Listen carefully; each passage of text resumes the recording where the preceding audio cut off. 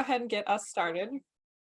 Good morning, everybody. Welcome to the April 6th, 2023 Minnesota Safe Routes to School Network call. I am your facilitator, Elissa Schufman. I use she and they pronouns. I'm the Director of Strategic Partnership at Move Minnesota. And I am very excited to do our call this month. Before we jump into the agenda, just always like to start off by talking about what is the Minnesota Safe Routes to School Network.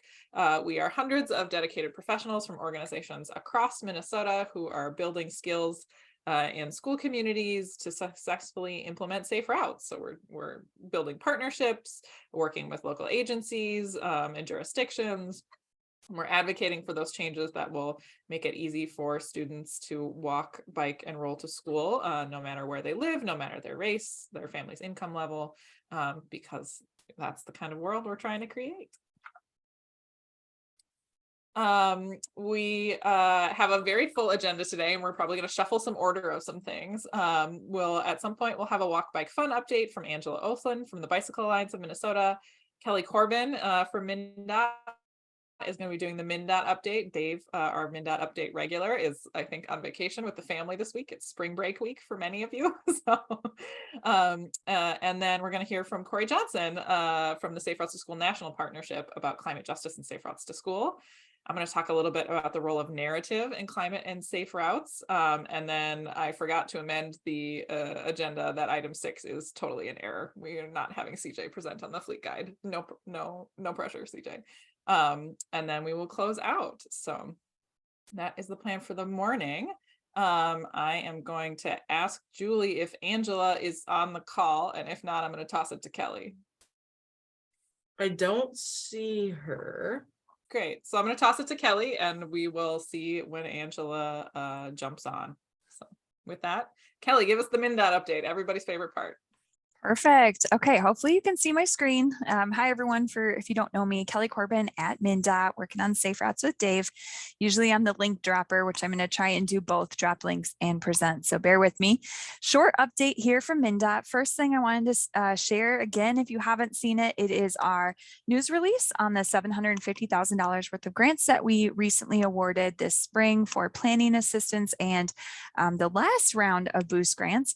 I'm sharing this so you can see if it's a school or a city in your kind of region of purview, make sure you reach out and support these efforts. Or if you're trying to work with a nearby school or city, everybody wants to be the first to be second. So you can get some competition going between cities and communities and say, hey, the neighbor next door is doing Safe Routes to School work and they got a good grant.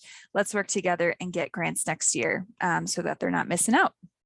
So I dropped the link to that if you are interested in learning more about what's happening there. Hopefully your community is the next one to get a grant award, which leads us to the Boost grant. We talked about this a little bit more last time. These are a longer term Boost grant for the 2-year time frame, so 2 school years.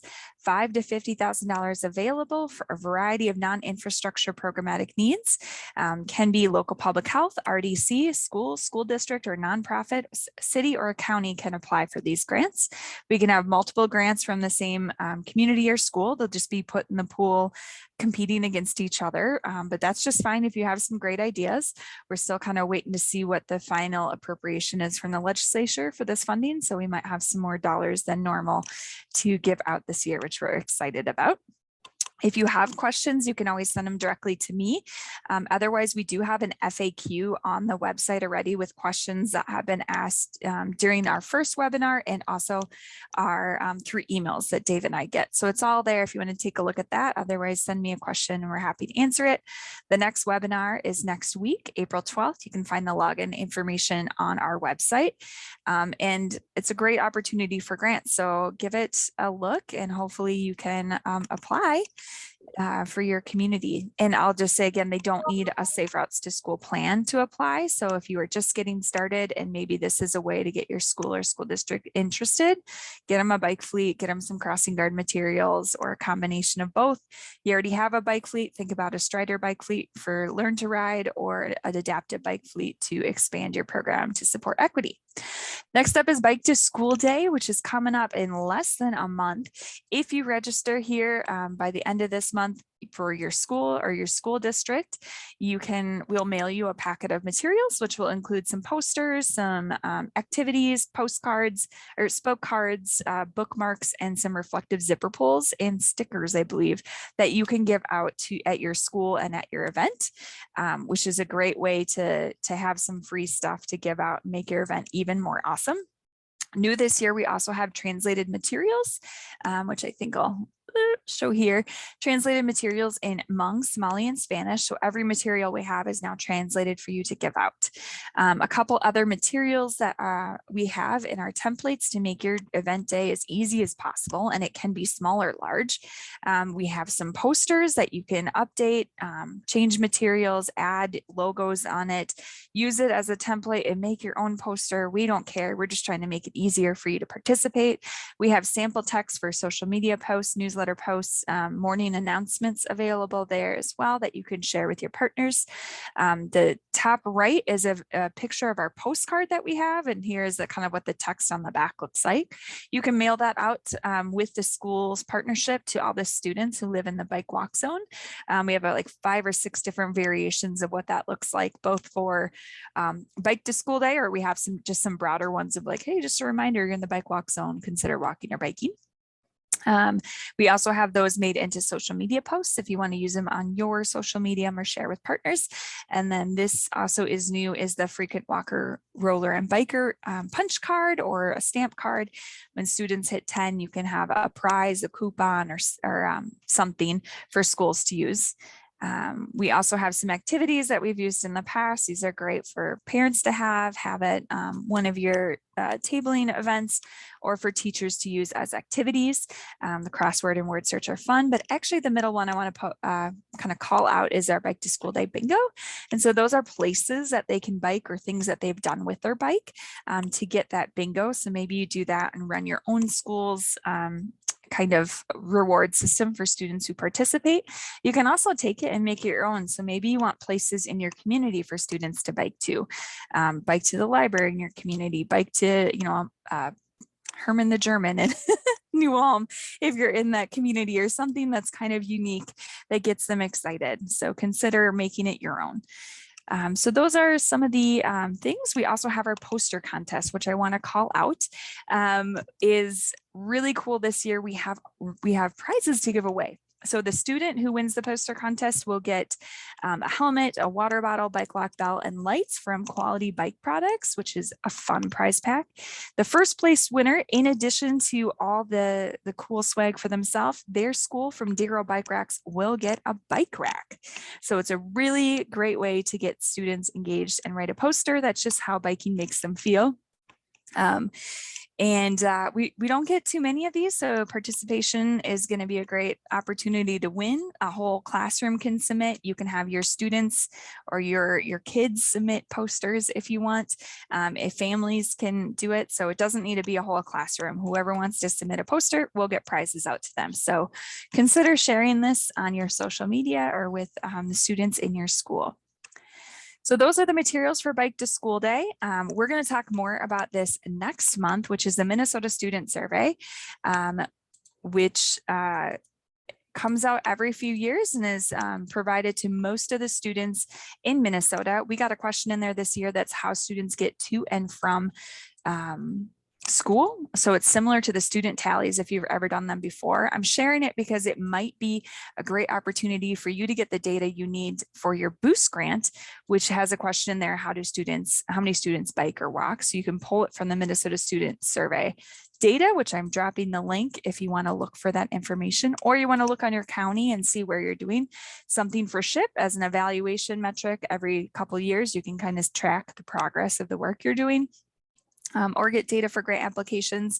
And it's a good way if you're trying to start or restart Safe Routes work in communities. You can share this with your schools to show them what things are looking at and how to do.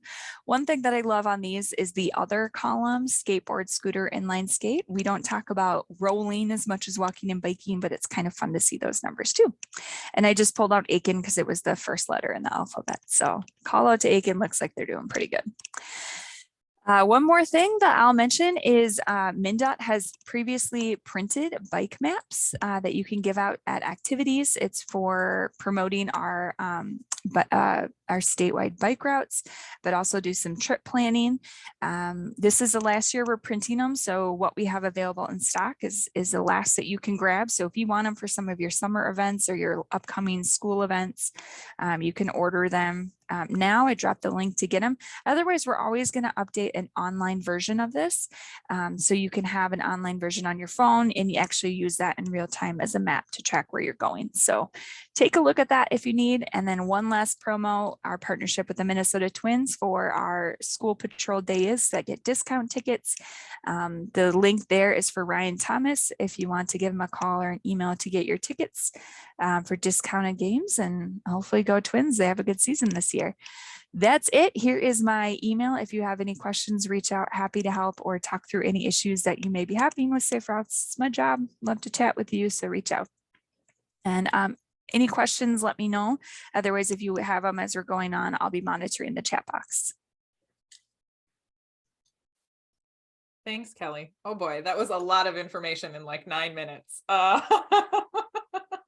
You make me feel very glad that we record these so folks can go back and slow some things down and double check. And thanks for putting all those links in the chat. There's like 8 or 9 of them in there. Perfect. I'm sure Julie will include them in the follow-up email. So if you missed them, they're coming at you later. Otherwise, I'll drop my email if you have anything you want to ask in the meantime. Awesome. Thanks so much, Kelly. With that, I am going to shift over and give the floor to Kori Johnson from the Safe Routes to School National Partnership, who's going to talk a little bit about climate and safe routes at the national level. Kori, so excited to have you here. Thanks so much for joining us this morning. Yeah, thanks so much for having me. Hi, everyone. I am Kori Johnson with Safe Routes Partnership. I'm joining you from a hot and humid Washington, D.C. today. It is early April, and I'm not ready for it to be in the high 80s, but here we are. So speaking of climate, very on brand for today. So I was invited to talk a bit about climate justice and safe routes to school. I'll admit this is definitely an emerging area of interest across the country when it comes to safe routes to school in particular. So mostly what I'll be sharing are things that you can do, some ideas to spark your imagination, spark your curiosity. And I imagine that over the next few years, especially with the new funding eligibility for high school programming, that climate justice will become more of a hot topic in safe routes to school, and we'll get some more examples of what that climate justice and safe routes to school integration looks like. Lots of exciting and innovative things to come, I am sure. So I won't go too deep into the slide. I just wanted to give you all a little bit of background on climate justice, environmental justice. There's a great environmental justice timeline on the EPA's website, and I'll drop a link into the chat here so you all can take a look at that at your own time. But basically, the environmental justice movement is kind of inspired by the civil rights movement from the 1960s and really emerged in the 80s out of public health concerns for Black communities. Whether it's poor working conditions, poor sanitation, neighborhood landfills, and then everything kind of came to a head with a county sit-in in North Carolina, which was a nonviolent protest of landfill construction. So that kind of, sparked the environmental justice, climate justice movement, and then it really, gained steam and emerged in the 1980s. And kind of thinking about, climate justice today and just things that we, see both, in the data, in talking to community members, in our own lived experiences. We know that racial and ethnic minorities are more likely to live in areas experiencing environmental and climate degradation. So, whether that's environmental hazards like industrial parks, highways, lack of access to green space, lack of access to supermarkets or healthy foods. And lower income communities are also more likely to be exposed to climate change threats. So things like fires, storms, floods, tornadoes, although we're actually seeing that kind of weather and that kind of climate all across the country. So this is really something that impacts everybody.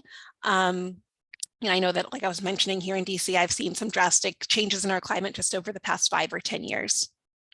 So when you think about what people are actually advocating for when it comes to climate justice, here are just a few things, a few topics. So clean and toxin-free air, clean and toxin-free water, clean and free housing, toxin-free housing and dwellings, clean and toxin-free workplaces, and clean and energy efficient transportation, which definitely links to safe routes to school. Climate benefits being one of the main reasons why people might want to support safe routes to school, not having to have large bus fleets or having less car emissions. Definitely great for the environment.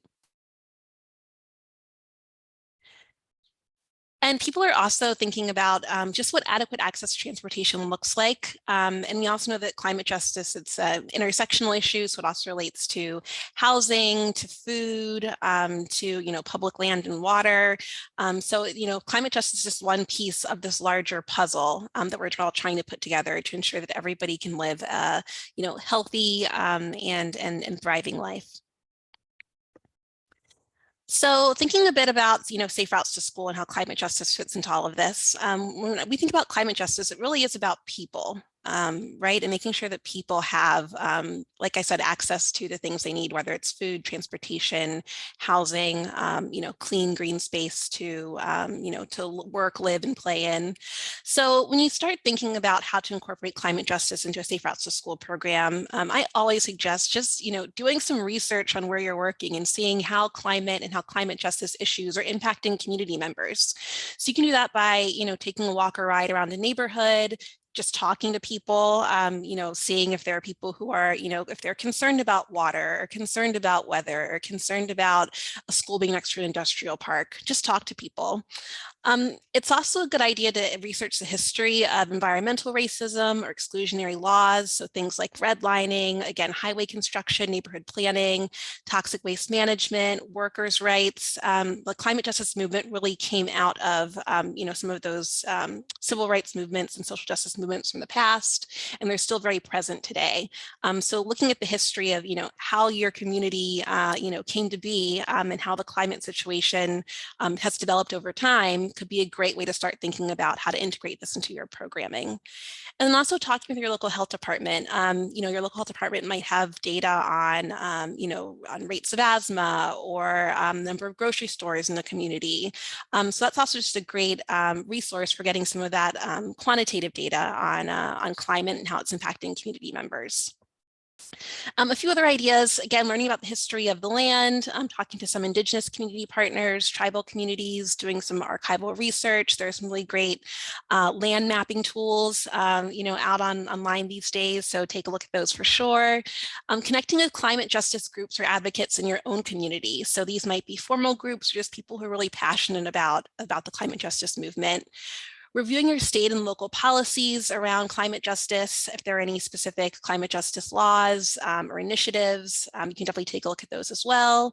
And also attending any sort of, state or local meetings about climate justice. I saw a really cool meeting that's happening in New Jersey in a few weeks at a local library. They're doing like a whole, climate justice forum, and safe transportation is actually a part of that conversation. So see what's happening in your community.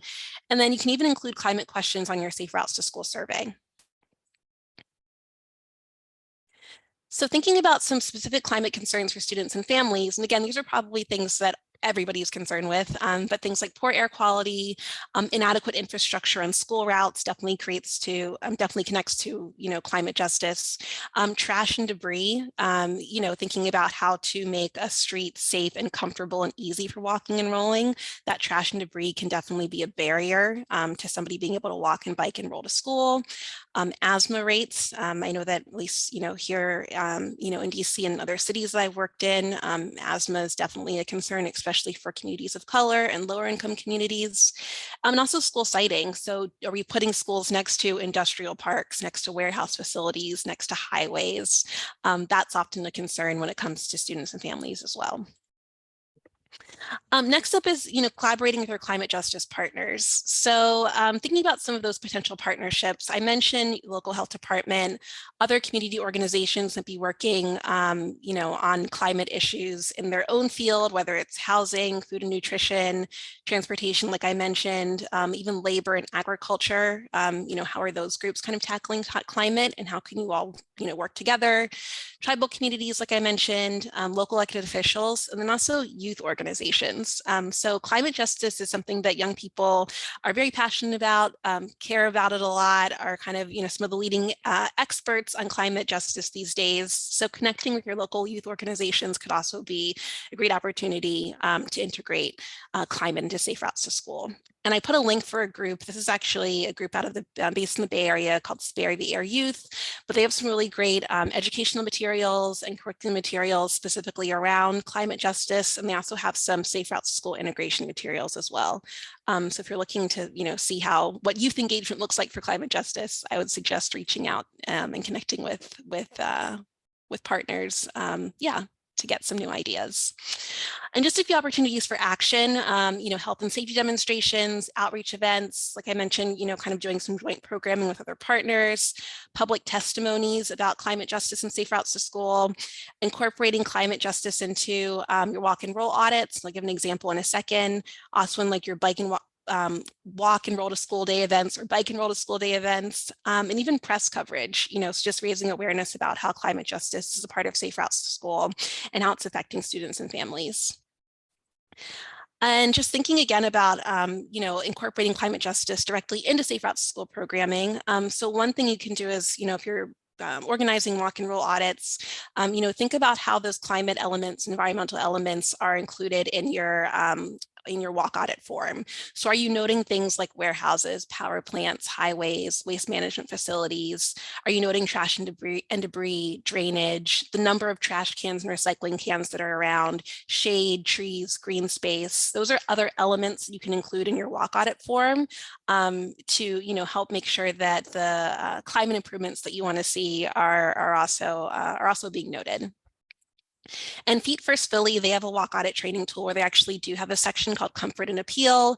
People can note things like green spaces, murals, garbage cans, parklets, places to rest, litter, things like that. So if you want an example of what that form could look like, I have a link in the presentation for that form as well. And then also thinking about, like your walk and roll to school day, bike and roll to school day events, inviting climate partners to participate, distributing local information about climate justice initiatives, surveying families about climate concerns if people are concerned about trash or debris or being next to a major highway or industrial park, including that in your survey materials, including climate in your marketing materials. Poster contests can also be a fun way to, Kelly mentioned a poster contest earlier, to incorporate climate into some of your activities. And also even transforming your outdoor environment when you're doing walk and roll to school day. So can you add some temporary planters or a decorated trash can or recycling bin or a nature themed artistic crosswalk or sidewalk? All of those ideas can help bring climate into safe routes to school as well. There's also Air Quality Awareness Week, which is the first week of May. It also corresponds with ozone season, wildfire season, World Asthma Day, and falls right in that week of Bike and Roll to School Day.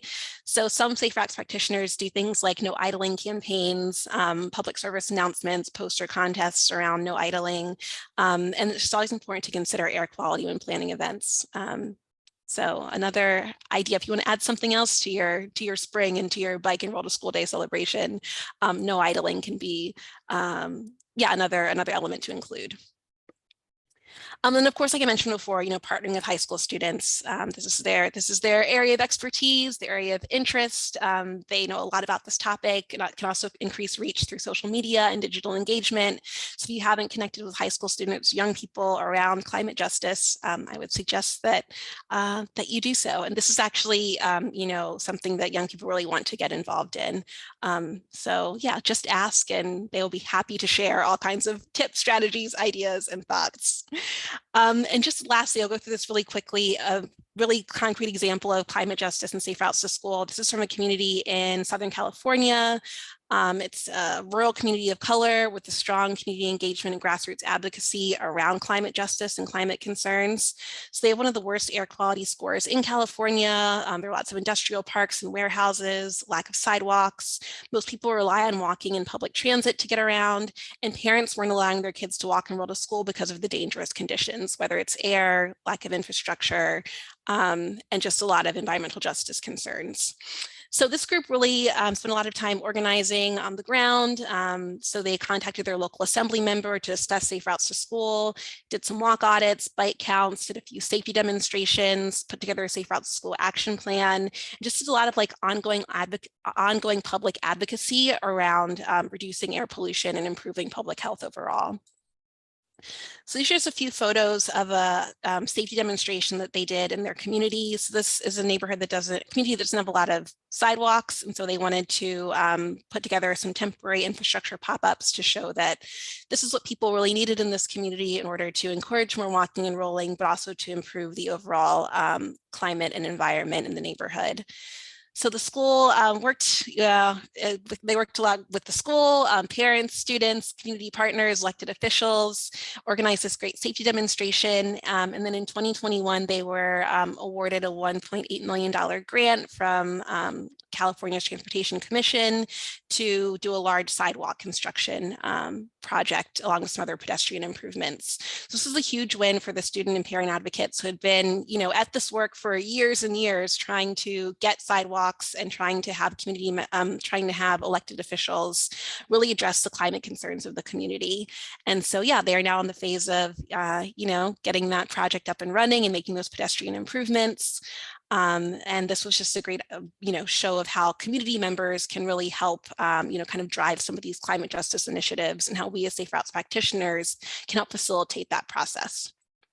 So I also have links in this presentation to more about this specific project and about this specific community. So if you want to read more on that, you can take a look at the slides after the presentation.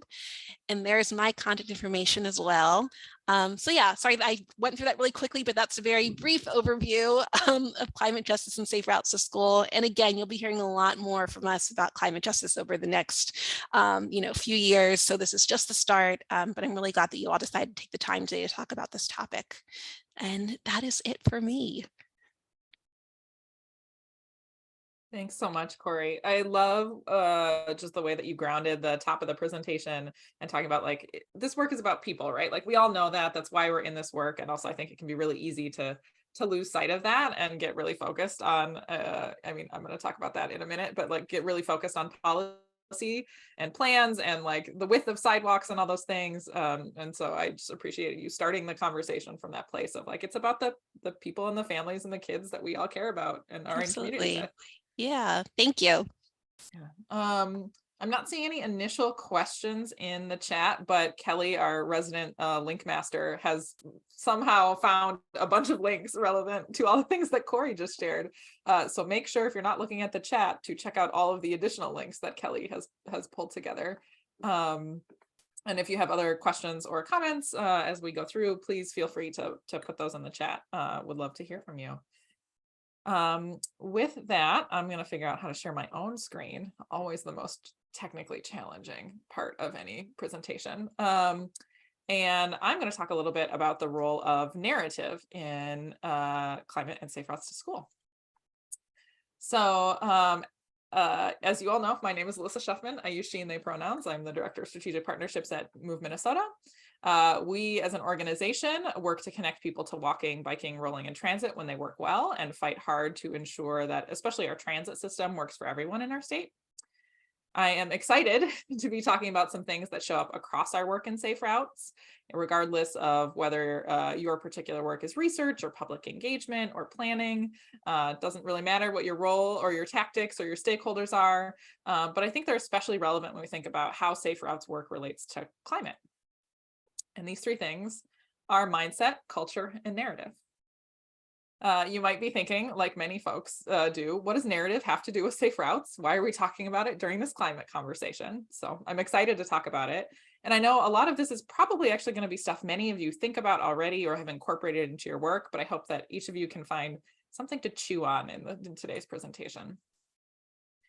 So first, we'll define what these things are for the purposes of today's discussion. And I will note that these words have different definitions and different contexts, but for today, we'll talk about mindset as the established set of attitudes held by someone, a way of thinking. This is at an individual level.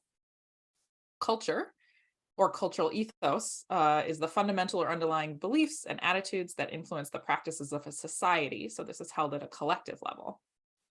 And then there's narrative. These are the stories we tell ourselves about how the world works, how we make sense of things. This is both internally in our minds and also in discourse.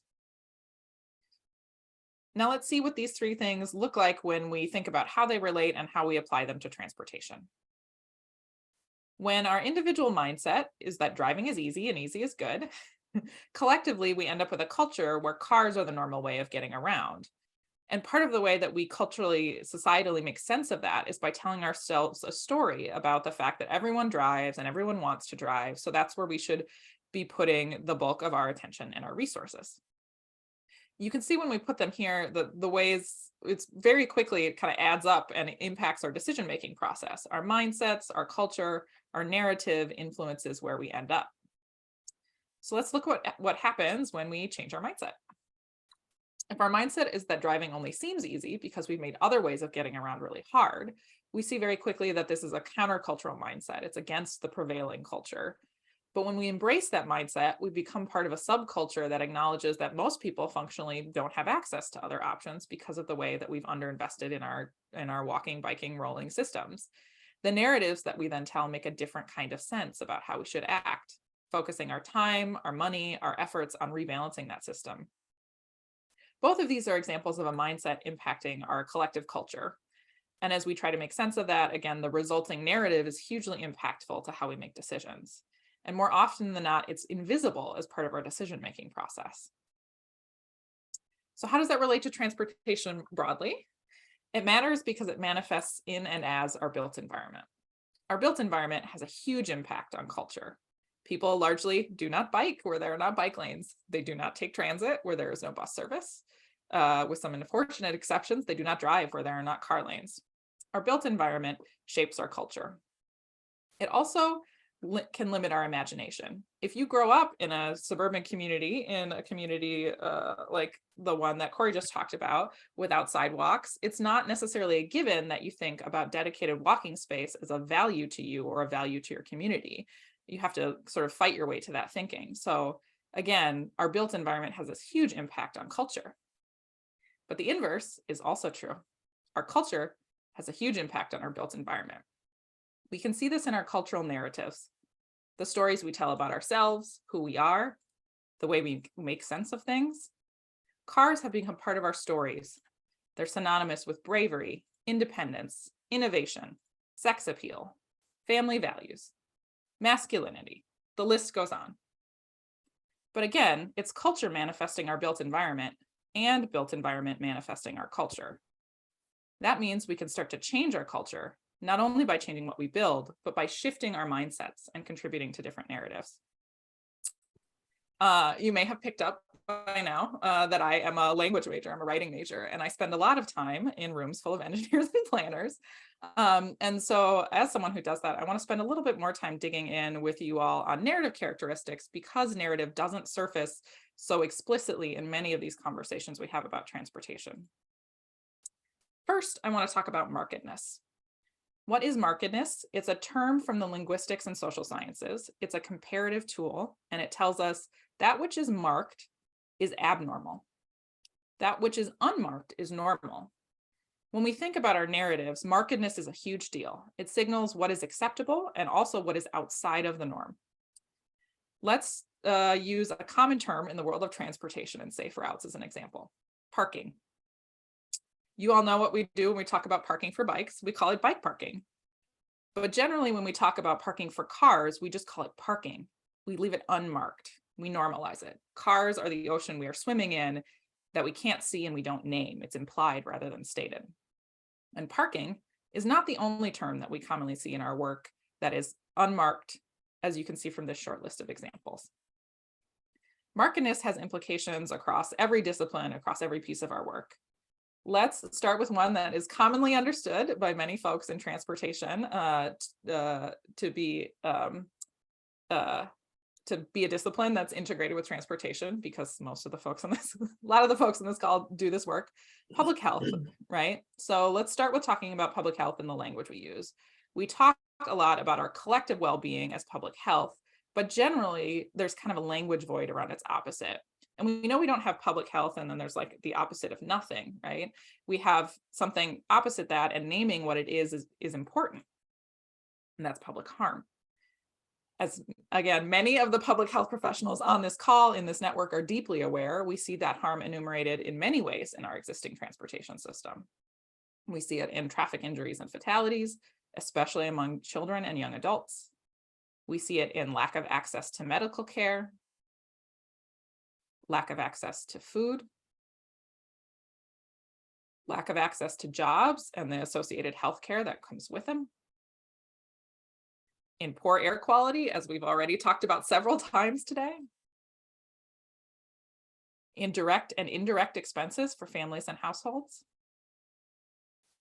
and as Kori already mentioned, as an origin of and a source of perpetuating racial injustice.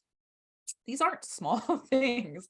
These are huge challenges that have, again, entire disciplines of very smart people working to shift our policies, our systems, our environment to reduce this harm. But again, I want to come back to narrative. An important part of this work is to think about the narrative that ripples out and helps create these realities. We already do so much of this work in safe routes when we talk about walking, biking, rolling as ways of building community and bringing joy through movement and independence. That's really, really strong narrative. But what if we also talked about safe routes to school and identified what are we keeping kids safe from? And what if one of those things was the harms of our climate? Transportation is the largest source of climate pollution in Minnesota and across the United States as a whole. This isn't news, but we'll get some shared grounding to be very clear. Transformative transportation, climate, and land use policies are desperately needed to mitigate these daily harms that are already taking place in our communities. And while the transportation world at large is really good at developing policies and designing plans that describe populations, again, as I talked about a little bit earlier, we're not in the practice of humanizing the people who our plans are meant to serve. So it's really important for us to say these things that our policies and plans sometimes fail to acknowledge in stark terms, that the cost of unchecked climate breakdown is going to be unthinkable, right? Even at warming of 1.5 degrees Celsius, the International Panel on Climate Change predicts more extreme hot and cold temperatures, heavier rain events, and increased flood hazards, risk of more severe drought, all of which impact people across the globe and do so disproportionately according to different lines of oppression. More than ever before, we know people are going to worry about whether their farms will get sufficient rain to sustain their livelihoods and families. People will see empty spaces on their grocery shelves as our supply chains are disrupted from flooding. People will be unable to leave their homes without risk of heat stroke or risk freezing to death if the power goes out. That's a really close to home issue here in Minnesota, where we don't turn the power out in the winter because it can be deadly. And this is going to impact the kids in our communities. Children whose homes have flooded aren't focused on school. Children who experience more severe food insecurity will miss more school more frequently, will be repeating grades, will have a reduced chance of graduating from high school. Children generally are not going to be outside in dangerous heat or extreme cold, much less walk or bike to school. Climate is deeply relevant to our work. So what if we talked about all safe routes work as an urgent part of the movement for climate action? How might that lead us to act as though our work was a really important and timely solution to the climate emergency? This question can help us see that these silent partners aren't just partners in the work of transportation, of public health. Again, they show up across every discipline, every area of justice and injustice. So this practicing of markedness, of being aware of our narratives, of using them to shift our culture are incredibly powerful tools. And that's where we all here have a continued role to play. We can talk about our existing systems as climate action, or choose not to talk about their harms and contribute to climate denial. We can talk about not just climate change as a neutral outcome, but climate breakdown and climate catastrophe as accurate representations of the trajectory our world is on. We can advance safe routes to school not as an alternative, but as the necessary and obvious and urgent thing to do for our children and our climate when faced with the continued harms of the status quo. We can, as many of you already do, talk about the fact that transportation can be a tool for climate action, or transportation as it is an accelerant of climate breakdown. We can use transportation to repair injustice or entrench it. We are all advocates here. I think it's safe to say. We have sort of foregone the search for the mythical neutral perspective in favor of the change work that we know is necessary. There are a lot of things outside of our control in collaborative work like Safe Routes, but I want to come back to one thing that is within our control is our own mindset, our own narrative, and the contributions we're making to our collective culture. It's really powerful to continue to question, what do I think of as normal? And what would it look like if that were different? What if instead of fighting for specific safe routes to school, our vision was that every route to school should be safe to walk or bike? How might the things we say shift? How might that encourage someone else to see our work as more urgent and less optional? I want to name that, for me, this is lifelong work. I think about it all the time. Again, I'm a writing major. And the only thing I think I know for certain is that each and every one of us always has steps we can take to continue to interrogate our mindsets, to shift our narratives. And I certainly am not the final authority on what our narratives need to look like, but I can't wait to keep working with you all in Safe Routes, to keep learning, to keep excavating, being more imaginative in our narratives of what is possible, and to keep choosing, as you all do every day, to advocate for families, for our climate, for communities that encourage people of all ages, genders, races, and abilities to thrive. So that's what I got for a narrative in Safe Routes. I hope it gave some of you some food for thought. I know this is work that all of you in some ways are doing already, but I think we don't really talk about it specifically with that narrative lens a whole lot. So I'm going to pause for a second and check the chat and see if folks have any comments, questions on anything that Kori shared, anything that I shared, anything that Kelly shared. Not very nimble at checking the chat right now. See a comment from Jenny. This movie shaped your life. I don't know which movie. I put so many movie slides on, but I'll just unmute to say that was a private chat to you. There is a photo that's associated. I'll just say I grew up in the 80s. In the particular movie, there's a woman who rides her bicycle all through town, and that was my dream, to live in the city and ride my bicycle. And I am happy to report to everybody, living the dream. Thanks, Jenny. Yeah, I think I did not do a good job in that presentation, also talking about like the positive, or I mean, not that the narratives I shared were negative, but some of those, like the things we aspire to narratives are also super, super important. So.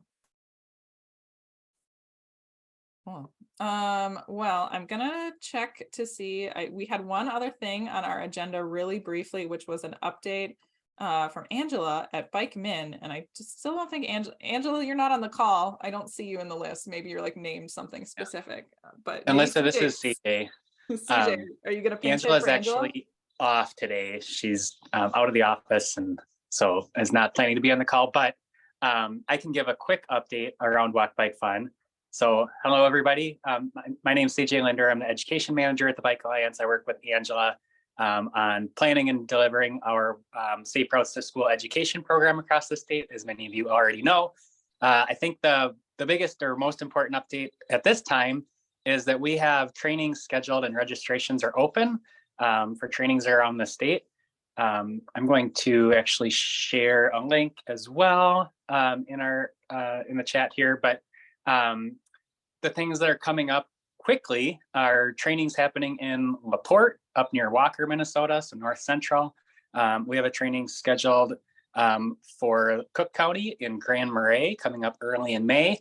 So that's a couple weeks away. We also have trainings in the metro area planned for Dakota County, St. Paul Public Schools. There are a couple other trainings that we are planning as well, but those are currently not open for registration. We're giving priority to the host communities first. But if you follow our webpage or the events calendar, you'll find out about those when they open as well.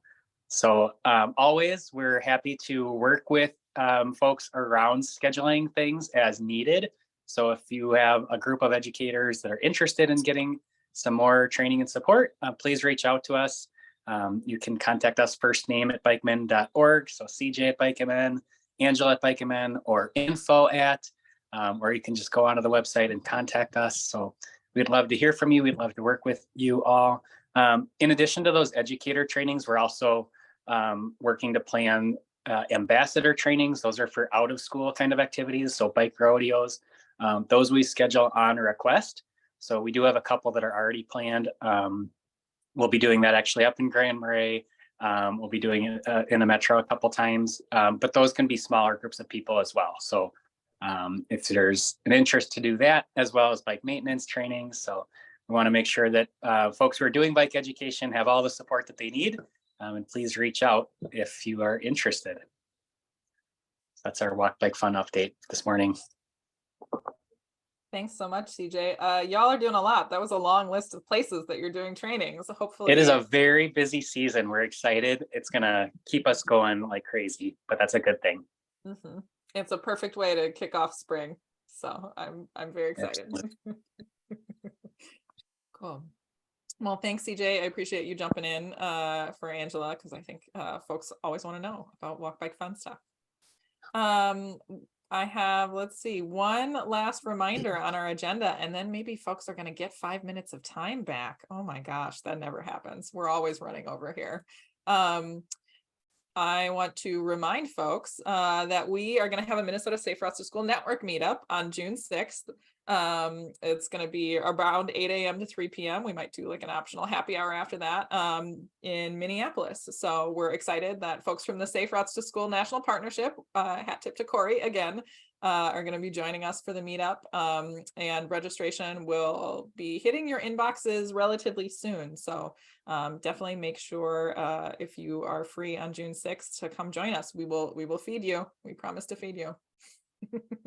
And then before we go, just we'll let folks know for the May topic, we're going to be talking about statewide student data. People who are not English majors, who are data people, are going to be talking about data. I'm very happy that they exist and will be joining us. And then we're going to cancel the June call because the meetup is the following week. So again, save the date, join us, registration coming soon. And then in July, we'll be talking a little bit about summertime planning for fall engagement. We did that a little bit last year, but every year we need a refresher. Students are different, families are different, context is different. So that is the end of slides today. I'm going to just double check to make sure I didn't miss any questions or anything in the chat. But if folks have any questions about any of the presentations, you should have Kelly's information. We'll send out Kori's slides. Julie will send that out in the follow-up. And you all know who I am. Hopefully you have my email. Feel free to reach out if you ever want to talk narrative stuff. So thank you all for joining us this morning. Kelly, anything that I missed? Otherwise, I think I see some shaking head. Nothing else. Get registered for Bike to School Day and join us for the next Boost Grant webinar, which is next week. If you have questions in the meantime, I love to chat with y'all. So reach out. All right. Thanks, everybody. Take care. Have a good rest of your Thursday and enjoy the 10 minutes back. Thanks, Kori, again for joining us. It was great Thanks, to have you here. everyone. Hope to see you in June.